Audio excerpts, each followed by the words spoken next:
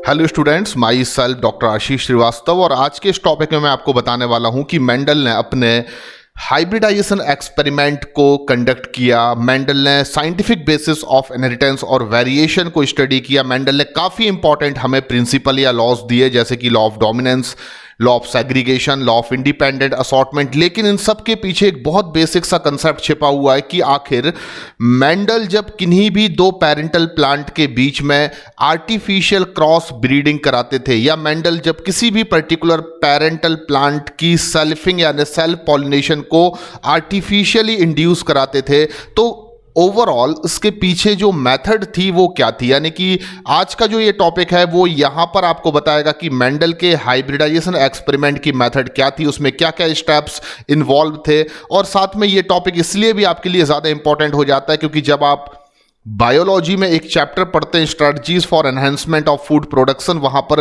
Plant breeding की एक method है कन्वेंशनल प्लांट ब्रीडिंग। और कन्वेंशनल प्लांट ब्रीडिंग में भी एज इट इज यही मेथड जो है वो यूज की जाती है। तो ये बात बिल्कुल स्पष्ट कर चुका हूं मैं अपने प्रीवियस लेक्चर में कि मेंडल ने सबसे पहले हाइब्रिडाइजेशन क्रॉस पी प्लांट पर कंडक्ट किए for the study of inheritance and variation. लेकिन मेंडल वो पहले इंसान नहीं थे जिन्होंने सबसे पहले पी प्लांट पर हाइब्रिडाइजेशन एक्सपेरिमेंट किया, क्योंकि मेंडल के भी पहले नाइट एंड गॉस करके दो डिफरेंट साइंटिस्ट थे जो पी प्लांट पर लंबे समय से हाइब्रिडाइजेशन एक्सपेरिमेंट को कंडक्ट करते हुए आ रहे थे। लेकिन वो इसके पीछे कोई ऐसा मोटिव लेकर ये काम नहीं कर रहे थे कि उन्हें इनहेरिटेंस या वेरिएशन की स्टडी करना है, बल्कि वो केवल प्लांट ब्रीडिंग के पर्पज से ये हाइब्रिडाइजेशन कर रहे थे। और उनको ये आइडिया नहीं था कि एक्चुअली में इनहेरिटेंस और वेरिएशंस के पीछे का बेसिक कंसेप्ट क्या होता है। तो आज के इस लेक्चर में मैं आपको केवल इतना बताने वाला हूं कि मेंडल ने चाहे मोनो हाइब्रिड क्रॉस कंडक्ट किए हों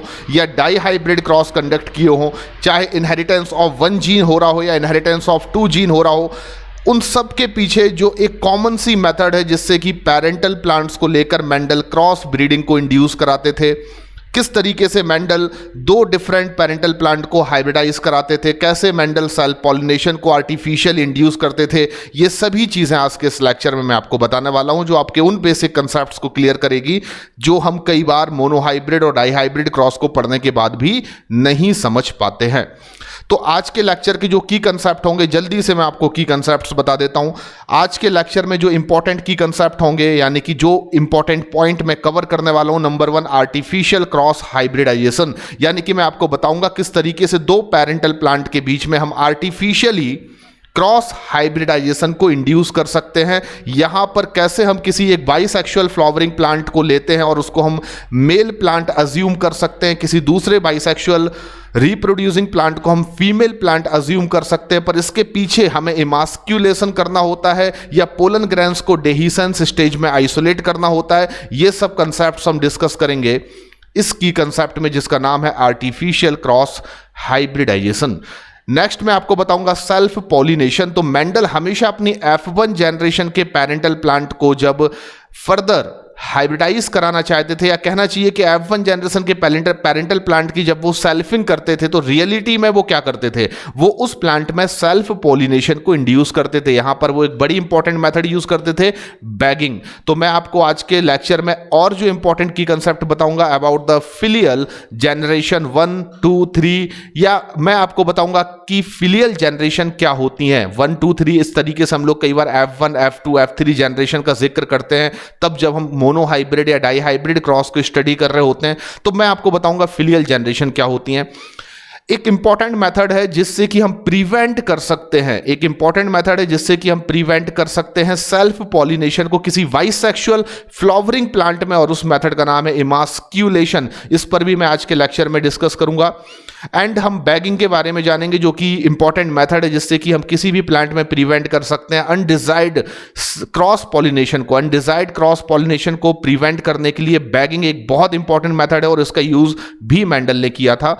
एंड मैं बताऊंगा किस तरीके से इमास्क्यूलेशन और बैगिंग का यूज करके आप प्रिवेंट कर सकते हैं किसी भी प्लांट में सेल्फ पॉलिनेशन को या क्रॉस पॉलिनेशन को। तो देखिए, बड़े इंपॉर्टेंट टर्म्स हैं यहां पर। इस लेक्चर के जो इंपॉर्टेंट टर्म्स हैं वो मैंने आपको आपकी स्क्रीन पर रख दिए हैं। आर्टिफिशियल क्रॉस हाइब्रिडाइजेशन का कंसेप्ट आपका क्लियर होगा। सेल्फ पॉलिनेशन का आपका कंसेप्ट क्लियर होगा। फिलियल जनरेशंस क्या होती हैं उनके बारे में मैं आपको बताऊंगा। इमास्क्यूलेशन, बैगिंग क्या है और किस तरीके से इन मेथड्स का यूज करके आप प्रिवेंट कर सकते हैं सेल्फ पॉलिनेशन और क्रॉस पॉलिनेशन को किसी भी प्लांट में। तो चलिए स्टार्ट करते हैं। तो आपको क्या करना है, आपको कुछ नहीं करना है, बस आपको स्क्रीन पर बहुत केयरफुली देखना है मैं क्या लिख रहा हूं, और जो भी मैं स्क्रीन पर लिख रहा हूं उसको एक प्रॉपर सीक्वेंस में आपको समझाऊंगा। आखिरी में आपको सब कुछ क्लियर हो जाएगा कि किस तरीके से आखिर मेंडल ने दो पैरेंटल प्लांट को लेकर उनके बीच में क्रॉस किया, कैसे उन्होंने F1 जनरेशन को ऑब्टेन किया, कैसे उन्होंने F2 जनरेशन को ऑब्टेन किया, इमास्क्यूलेशन का मतलब क्या होता है, बैगिंग का मतलब क्या होता है, डेहिसेंस स्टेज ऑफ एंथर पर पोलन ग्रेन्स को हम कैसे आइसोलेट करते हैं, और भी बहुत सारी चीजें। तो जितने भी methods of hybridisation in plant में इंपॉर्टेंट स्टेप्स हैं वो मैं आपको एक एक करके यहां पर समझा रहा हूं। सबसे पहले आपको स्क्रीन पर एक पी प्लांट दिख रहा है, आप कंसीडर करिए ये एक पैरेंटल पी प्लांट है और ये दूसरा पैरेंटल पी प्लांट है। तो सबसे पहले आपको हाइब्रिडाइजेशन के मेथड्स को या प्रॉपर स्टेप्स को अगर समझना है तो मैंने क्या किया, दो पैरेंटल प्लांट को ले लिया। एक आपको पी प्लांट लंबा वाला दिख रहा है, एक आपको पी प्लांट थोड़ा सा बौना दिख रहा है, यानी कि एक टॉल पी प्लांट है, एक डॉर्फ पी प्लांट है। अब आपको क्रॉस हाइब्रिडाइजेशन करना है। तो what is the meaning of cross hybridization? तो मैं आपको बता देता हूं, जब हम लोग दो डिफरेंट पैरेंटल प्लांट्स या दो ऑर्गेनिज्म के बीच में गैमीटिक फ्यूजन या फर्टिलाइजेशन का यूज करते हैं, यानी कि जब एक किसी पैरेंटल प्लांट का मेल गैमीट किसी दूसरे पैरेंटल प्लांट के फीमेल गैमीट को फर्टिलाइज करे और उससे जो प्रोजेनीज प्रोड्यूस हो, तो आप इसे जनरली टर्म यूज करते हैं क्रॉस हाइब्रिडाइजेशन। क्योंकि हम सभी जानते हैं कि पी प्लांट एक बाइसेक्सुअल फ्लावरिंग प्लांट है या बाइसेक्सुअल रिप्रोड्यूसिंग फ्लावरिंग प्लांट है, और उसके पास दोनों ही गैमीट बनाने की कैपेसिटी होती है, यानी कि एक सिंगल प्लांट जो है पी का वो मेल गैमीट भी बना सकता है, वो फीमेल गैमीट भी बना सकता है। तो यहां पर हम क्योंकि चाहते हैं कि एक पेरेंट प्लांट दूसरे पेरेंट प्लांट के साथ हाइब्रिडाइजेशन करे, तो बहुत जरूरी होगा कि आपको यहां पर एक प्लांट को अज्यूम करना होगा कि वो मेल प्लांट है, एक प्लांट को क्या अज्यूम करना होगा कि वो मेल प्लांट है, और दूसरे प्लांट को आपको अज्यूम करना होगा कि वो फीमेल प्लांट है। तो मैंने यहां पर केवल मान लिया कि एक प्लांट जो है वो मेल है और दूसरा प्लांट को मैंने क्या अज्यूम कर लिया कि वो फीमेल प्लांट है। चलिए यहां तक की बातें आपको समझ में आ गई।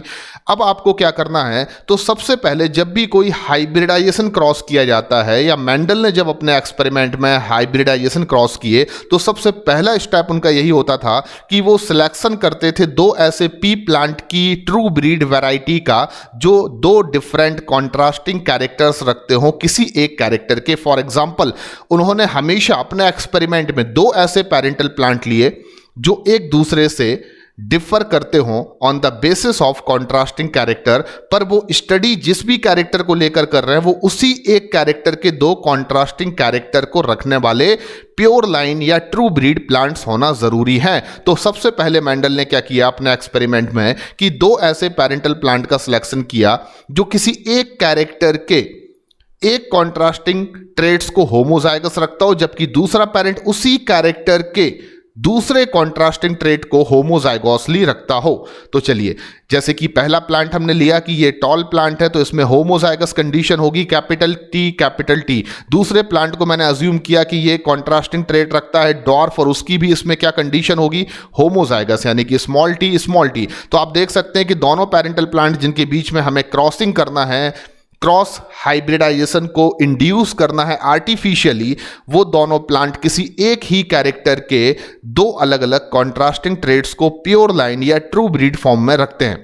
अगला स्टेप क्या होगा, तो आपने जिस भी प्लांट को अज्यूम किया है कि वो फीमेल प्लांट है, देखिए कंडीशन को बहुत ध्यान से समझना है, आपने जिस भी प्लांट को अज्यूम किया है कि वो फीमेल प्लांट है, जिसको आपने फीमेल प्लांट अज्यूम किया है, आप उस प्लांट में क्या करेंगे, सबसे पहले उसके मेल रिप्रोडक्टिव ऑर्गन यानी कि आप उसके एंथर का उसके बाइसेक्सुअल फ्लावर से रिमूवल कर देंगे। यानी कि आप सबसे पहले क्या करेंगे, जिस भी पेरेंटल प्लांट को आपने फीमेल अज्यूम किया है, फीमेल माना है, आप उसके फ्लावर में से एंथर को क्या कर देंगे, कट करके रिमूव कर देंगे। ऐसा करने से क्या होगा, तो अगर मैं किसी भी प्लांट के फ्लावर से एंथर को रिमूव कर दूंगा तो ऑब्वियसली एंथर के अंदर ही क्या है, पोलन ग्रैंस।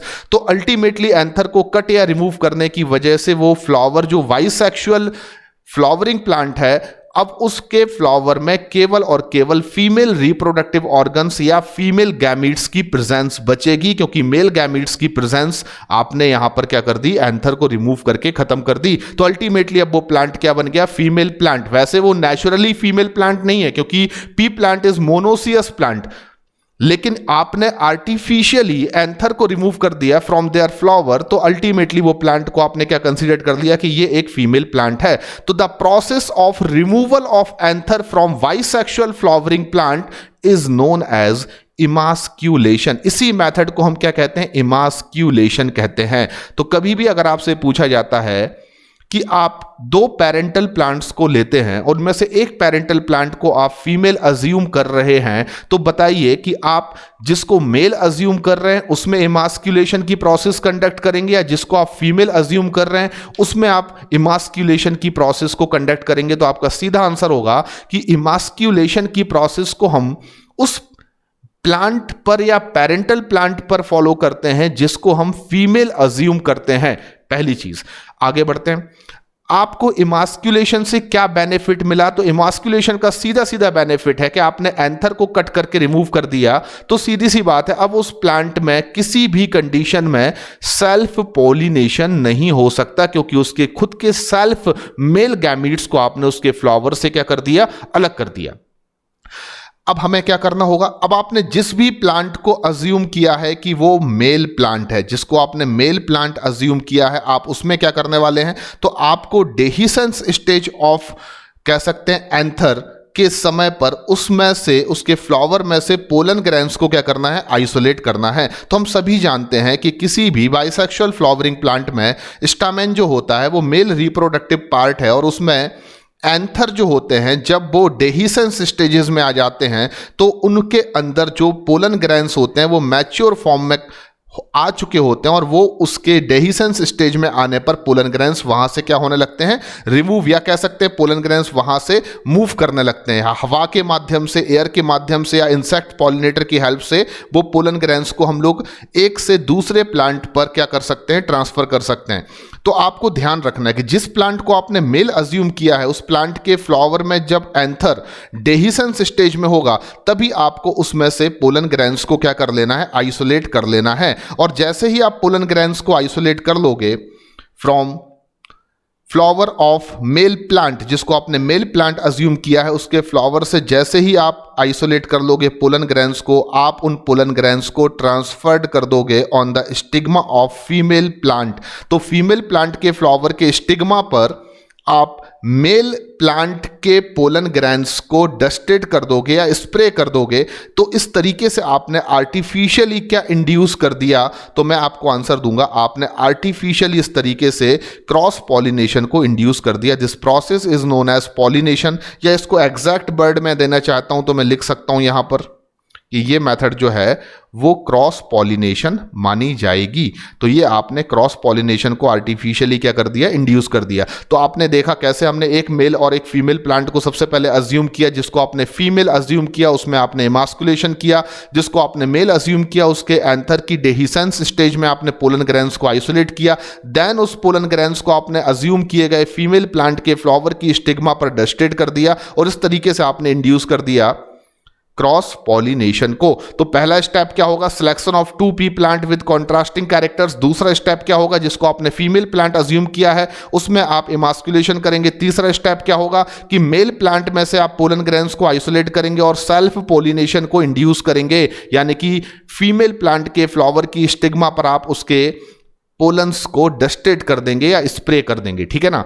अब आगे बढ़ते हैं। जब आप फीमेल प्लांट के फ्लावर पर उसकी स्टिग्मा पर आप पोलन ग्रेन्स को डस्टेड कर देते हैं तो ऑब्वियसली यहां पर क्रॉस फर्टिलाइजेशन या क्रॉस पॉलिनेशन हो जाता है। इससे क्या प्रोड्यूस होंगे, तो इससे सीड प्रोड्यूस होंगे, इससे प्रोड्यूस होंगे सीड। सीड क्या है, इमैच्योर ऑर्गेनिज्म है। तो अल्टीमेटली जब आप इन सीड्स को मिट्टी में लगाएंगे तो आप देखेंगे कि आपको यहां पर जर्मिनेशन के बाद कलेक्शन करेंगे आप सीड का, उनको जर्मिनेट करेंगे सीड को मिट्टी में लगाकर, और उससे जो प्रोड्यूस होंगे ऑफ स्प्रिंग्स, उन ऑफ स्प्रिंग्स को आप बोलेंगे F1 प्रोजेनीज। तो what is the meaning of F1 generation या F1 प्रोजेनीज?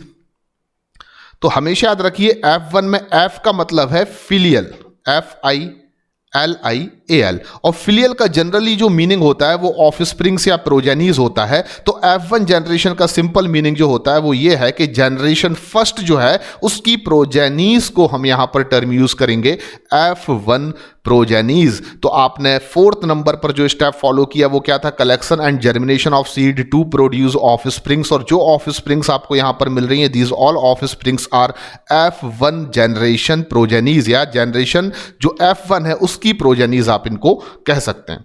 अब आपको क्या करना होगा? तो मेंडल हमेशा अपने हाइब्रिडाइजेशन एक्सपेरिमेंट को जब कंडक्ट करते थे तो उनको जो F1 प्रोजेनी मिलती थी वो F1 प्रोजेनी की हमेशा सेल्फिंग किया करते थे। देखिए, समझने की कोशिश कीजिए। मेंडल हमेशा अपने हाइब्रिडाइजेशन एक्सपेरिमेंट में सबसे पहले दो ट्रू ब्रीड वैरायटी लिया करते थे, दो डिफरेंट कॉन्ट्रास्टिंग ट्रेट रखने वाली एक ही कैरेक्टर की। उनको वो क्या करा करते थे? क्रॉस हाइब्रिडाइज या क्रॉस पॉलिनेट किया कर सकते थे, वो करते थे। और उसके बाद जो उनको प्रोजेनीज मिलती थी F1 जनरेशन में, उनकी हमेशा वो क्या कराया करते थे? सेल्फिंग। तो सेल्फिंग की प्रोसेस को कंडक्ट करने के लिए मेंडल हमेशा एक बहुत इंपॉर्टेंट मेथड यूज कर सकते थे या करते थे, जिसको हम बैगिंग कहते हैं। तो बैगिंग क्या है? तो आपको याद रखना है यहां पर, बैगिंग करने का मतलब है कि मेंडल F1 जनरेशन के प्लांट्स जो थे उनके फ्लावर को कवर कर देते थे पॉलीथीन बैग से। यानी कि जो F1 जनरेशन का प्लांट है उसको पॉलीथीन बैग से वो कवर कर देते थे। This step is known as bagging. अब बैगिंग से उनको क्या फायदा होगा? तो जब भी आप किसी बाइसेक्सुअल रिप्रोड्यूसिंग प्लांट को बैगिंग कर देंगे, पॉलीथीन बैग से कवर कर देंगे, तो ऐसी कंडीशन में कोई भी इंसेक्ट पॉलिनेटर या एयर्स के थ्रू जो दूसरे किसी पेरेंटल प्लांट या दूसरे किसी भी अनडिजायर्ड प्लांट के पोलन्स हैं वो आपके एक्सपेरिमेंटल प्लांट के फ्लावर तक नहीं पहुंच पाएंगे। तो बेनिफिट जो बैगिंग का है वो केवल इतना है कि इट प्रिवेंट डिजायर्ड या it prevent undesired cross pollination. Bagging हमेशा क्या प्रिवेंट करेगी? अनडिजायर्ड क्रॉस पॉलिनेशन को प्रिवेंट करेगी। तो दो क्वेश्चन यहां पर बहुत इंपॉर्टेंट होते हैं कि इमास्कुलेशन से हम क्या प्रिवेंट कर सकते हैं। तो आपका आंसर होगा इमास्कुलेशन से हम सेल्फ पॉलिनेशन को प्रिवेंट कर सकते हैं, जबकि बैगिंग से हम क्या प्रिवेंट कर सकते हैं? अनडिजायर्ड क्रॉस पॉलिनेशन को प्रिवेंट कर सकते हैं। तो जैसे ही आप क्या करेंगे, F1 जनरेशन को जो प्लांट्स हैं उनको बैगिंग से आप ढक दोगे, पॉलीथीन बैग से आप ढक दोगे, तो अनडिजायर्ड क्रॉस पॉलिनेशन के चांस वहां पर निल हो जाएंगे। तो अब जितनी भी सीड प्रोड्यूस होंगे F1 जनरेशन के प्लांट्स में वो केवल और केवल सेल्फ पॉलिनेशन की वजह से होंगे। और इस वजह से जितने भी सीड आपको ऑब्टेन होंगे फ्रॉम द F1 प्लांट, वो सभी सीड्स में आप देखेंगे कि उनको कैसे प्रोड्यूस किया गया होगा? तो उसी F1 जनरेशन के प्लांट के मेल और फीमेल गैमीट के फर्टिलाइजेशन से, यानी कि सेम प्लांट के मेल गैमीट सेम प्लांट के फीमेल गैमीट को फर्टिलाइज करेंगे। This process is self pollination या सेल्फिंग। और आपको 100% जो सीड ऑब्टेन होंगे फ्रॉम द F1 जनरेशन वो केवल और केवल किससे ऑब्टेन होंगे? सेल्फिंग से। इसलिए आपने यहां पर किस मेथड का यूज किया? बैगिंग का। अब आप देखेंगे कि जो सीड आपको ऑब्टेन होंगे उनका कलेक्शन और जर्मिनेशन जब आप करेंगे तो आपको मिलेगी F2 जनरेशन। और यहां पर F2 जनरेशन में जो प्रोजेनीज आपको मिलेंगे वो हमेशा आप ऑब्टेन करेंगे मेंडेलियन एक्सपेरिमेंट में फ्रॉम F1 सेल्फिंग। और आप देखेंगे जब आप एक्सपेरिमेंट पढ़ेंगे मेंडल का इनहेरिटेंस ऑफ वन जीन को पढ़ेंगे, तो मेंडल हमेशा जब किसी एक टॉल प्लांट का, होमोजाइगस टॉल प्लांट का एक होमोजाइगस डॉर्फ प्लांट के साथ क्रॉस हाइब्रिडाइजेशन कराते थे तो उन्हें F1 जनरेशन में हमेशा टॉल प्लांट ऑब्टेन होते थे। पर जब F1 जनरेशन के हेट्रोजाइगस टॉल प्लांट की वो सेल्फिंग कराते थे तो F2 जनरेशन में उनको 3:1 यानी कि 3 टॉल प्लांट और एक डॉर्फ प्लांट ऑब्टेन होता था। इसके पीछे का कंसेप्ट क्या है वो मैं आपसे डिस्कस करूंगा अपने अगले लेक्चर में। लेकिन आप यहां पर एक इंपॉर्टेंट चीज समझ लीजिए कि ये जो डायग्राम आपको आपकी स्क्रीन पर दिख रहा है वो NCERT में बना हुआ है। और यहां पर आप अच्छे से याद रखिए कि ये जो प्रोसेस दिखाई जा रही है इसमें ये प्लांट जो है वो फीमेल प्लांट है। कई बार इसी डायग्राम में यहां पर इसको मेल बना दिया जाता है, यहां पर इसको फीमेल बना दिया जाता है, और कई बार आपको कंफ्यूज करके कई वैरायटी ऑफ क्वेश्चंस पूछे जा सकते हैं। तो आप हमेशा याद रखिए कि इमास्कुलेशन की प्रोसेस हमेशा हम किस प्लांट पर अप्लाई करेंगे? तो आपका आंसर होगा फीमेल प्लांट पर। एक चीज आप हमेशा याद रखिए, डेहिसेंस स्टेज में एंथर को हम आइसोलेट करेंगे from which of the following parental plant? तो आपका आंसर होगा मेल प्लांट। बैगिंग की प्रोसेस से हम लोग क्या प्रिवेंट कर सकते हैं? तो आप हमेशा याद रखिए बैगिंग की प्रोसेस से हम प्रिवेंट कर सकते हैं अनडिजायर्ड क्रॉस पॉलिनेशन को। जबकि इमास्कुलेशन से हम क्या प्रिवेंट कर सकते हैं? तो इमास्कुलेशन से हम प्रिवेंट कर सकते हैं सबसे इंपॉर्टेंट चीज सेल्फ पॉलिनेशन को। तो अल्टीमेटली यहां पर ये डायग्राम अब आपके लिए समझना बहुत सिंपल है, जिसमें कि दिखाया जा रहा है कि एक फीमेल प्लांट में इमास्कुलेशन की प्रोसेस से एंथर का रिमूवल किया जा रहा है, जबकि मेल प्लांट में डेहिसेंस स्टेज में पोलन ग्रैंस को फ्रॉम द एंथर आइसोलेट किया जा रहा है। देन इन पोलन ग्रैंस को जिनको मेल प्लांट से आइसोलेट किया है उनको स्टिग्मा ऑफ फीमेल प्लांट के फ्लावर पर डस्टेड किया जा रहा है। उससे जो सीड प्रोड्यूस हो रहे हैं उनका कलेक्शन और जर्मिनेशन करने पर आपको बहुत सारे प्लांट मिल रहे हैं, जिनको हम F1 प्लांट कह सकते हैं, जिनकी अगर हम सेल्फिंग कराना चाहते हैं तो इन प्लांट को हम बैगिंग का यूज करके हम इनमें अनडिजायर्ड क्रॉस पॉलिनेशन को प्रिवेंट करेंगे, ताकि सेल्फिंग को इंड्यूस किया जा सके और उससे जो आपको सीड मिलेंगे उनका कलेक्शन और जर्मिनेशन करने के बाद जो प्रोजेनीज आपको फर्दर मिलेंगी वो F2 जनरेशन होंगी। तो बेसिक कंसेप्ट जो आपका था method of hybridisation in plants, या वो सभी स्टेप्स जो मेंडल ने यूज किए प्लांट के हाइब्रिडाइजेशन के लिए या पी प्लांट के हाइब्रिडाइजेशन के लिए, वो आपको एकदम कंसेप्ट क्लियर हो चुके होंगे। थैंक यू वेरी मच, धन्यवाद।